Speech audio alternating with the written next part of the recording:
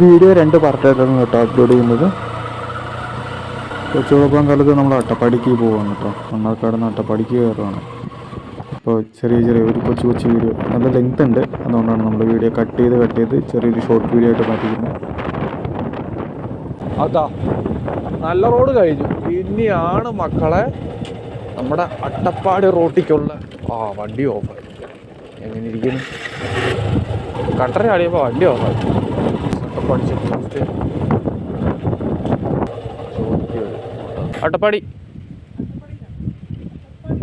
അതെ, വീട് ചിറ്റൂർ, അട്ടപ്പാടി ചിറ്റൂർ തന്നെയാണ്. ഞാൻ മണ്ണാർക്കാട്.